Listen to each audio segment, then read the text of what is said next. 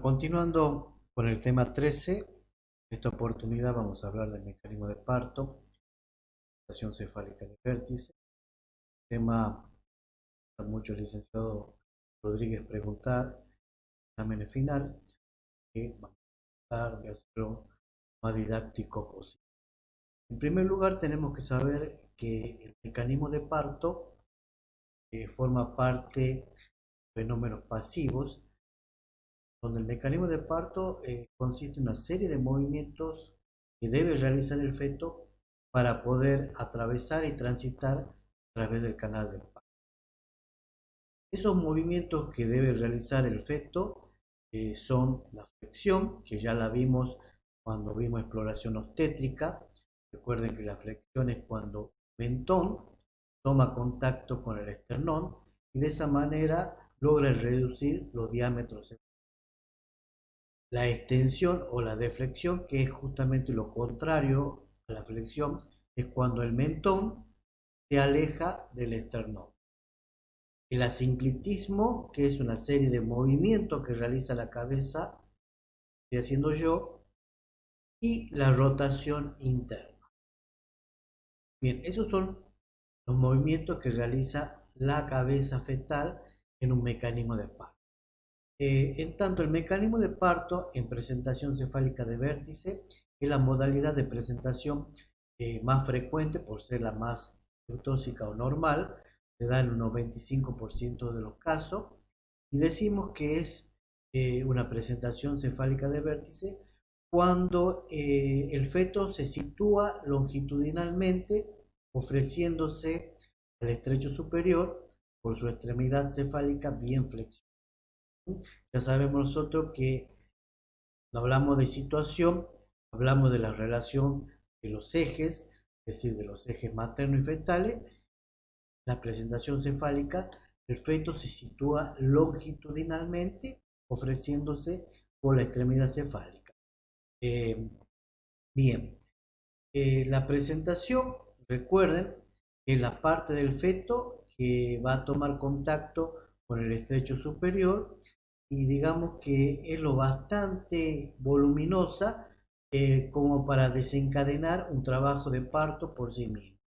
Por lo tanto, la presentación puede ser cefálica cuando es la extremidad cefálica o la cabeza toma contacto con el estrecho superior y en el caso que sean las nalgas, la presentación va a ser podálica o pelviana.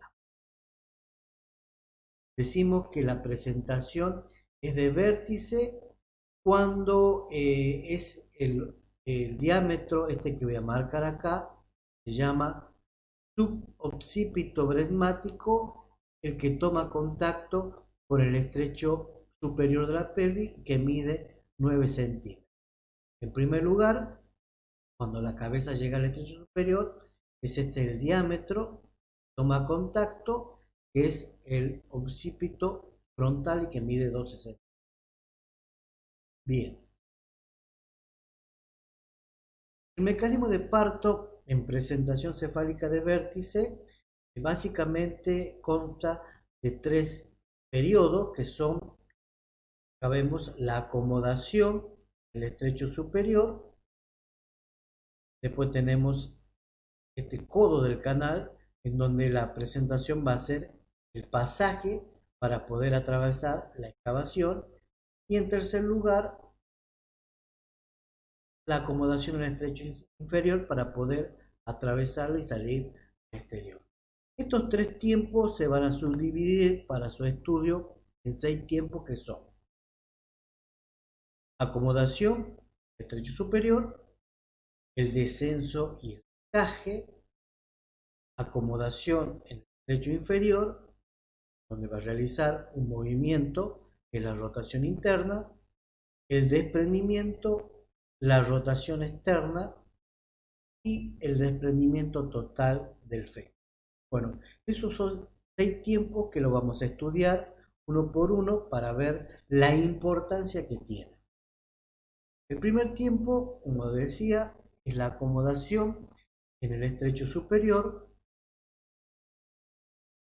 cuando la presentación llega al estrecho superior, lo primero que toma contacto, es decir, el diámetro que toma contacto con el estrecho superior es el occipito frontal, que vimos que tenía 12 centímetros.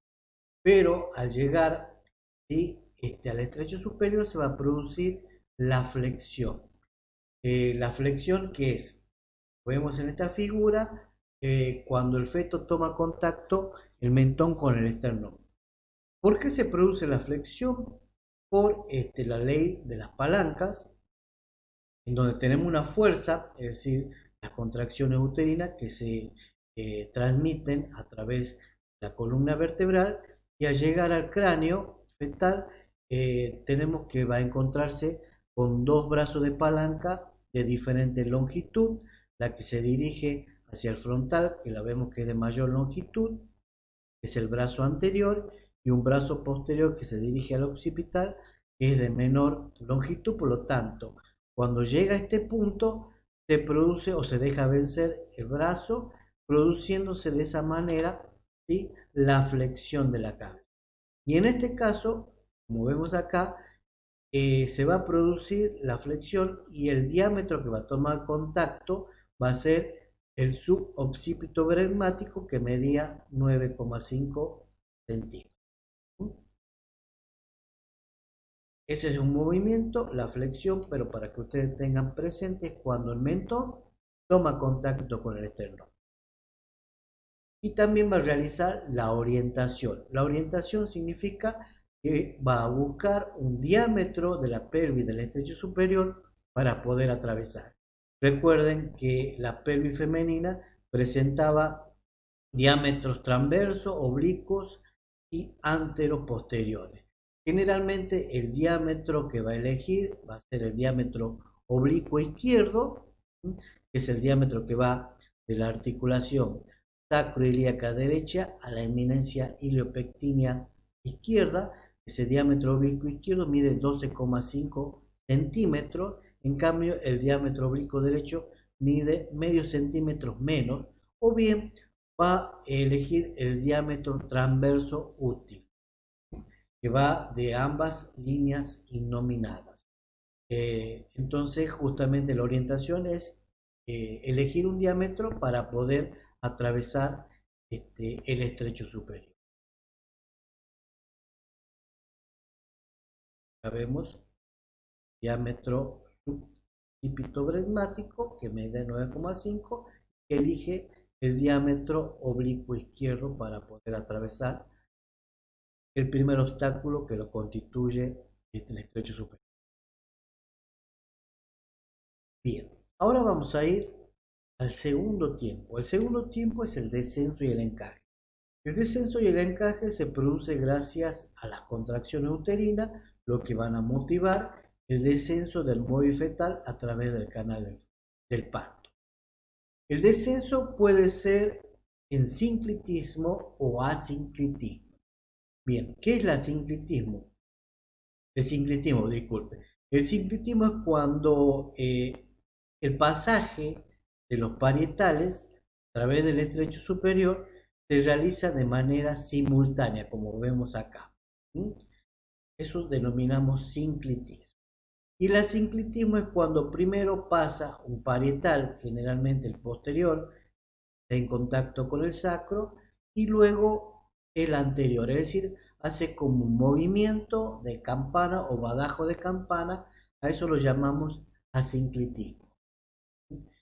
Mediante esos movimientos, la presentación, y gracias a las contracciones uterinas, va a seguir descendiendo hasta que alcanza el tercer plano de Hodge, en donde decimos que la misma está encajada.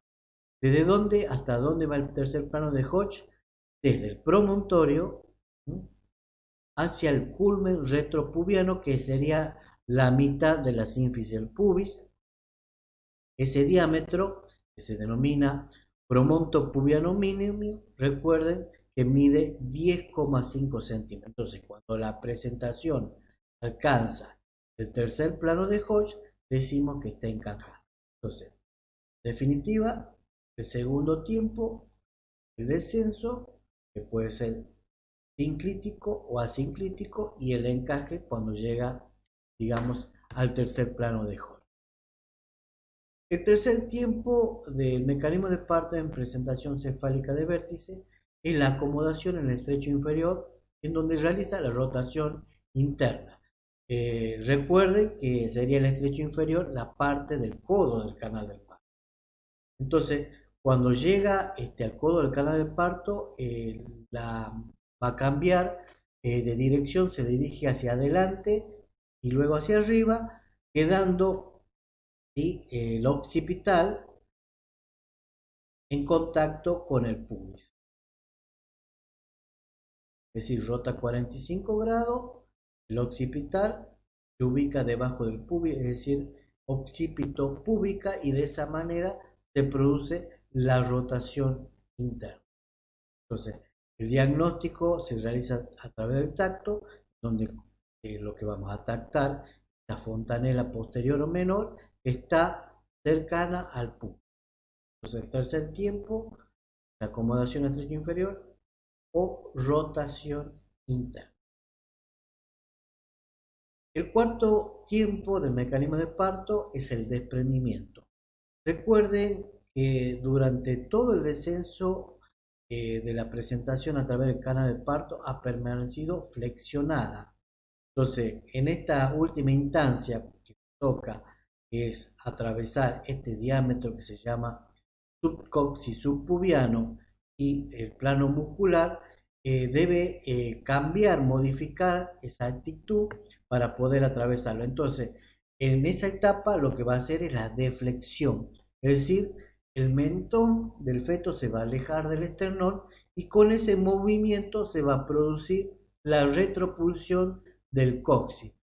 Es decir, ese diámetro que medía entre 8,5 centímetros a 9 centímetros, con la retropulsión del coxis, ese diámetro se va a convertir en un diámetro de 12 centímetros. Y con la distensión del plano muscular, va a aparecer primero el brecma, la frente, la cara y por último el mentón a través de la vulva.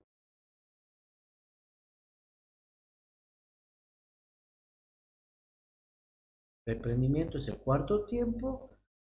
Acá se produce la deflexión. Recuerden que la deflexión es cuando el mentón se aleja del esternón.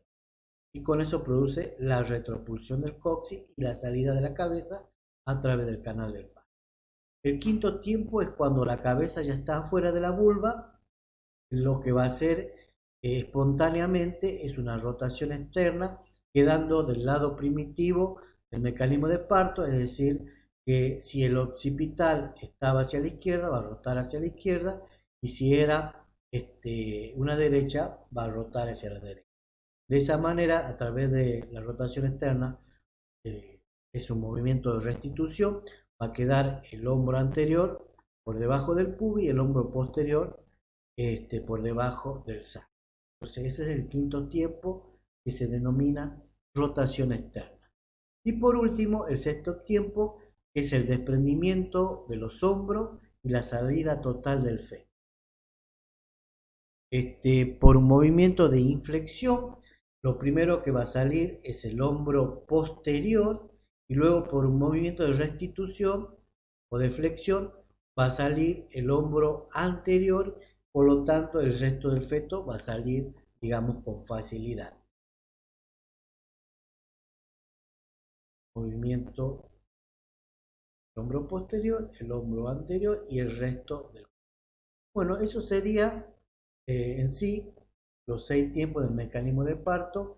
Importante que lo tengan presente porque es un tema, digamos, que se pregunta mucho en un examen final. Y con esto damos por terminado, ¿sí?, el tema 3.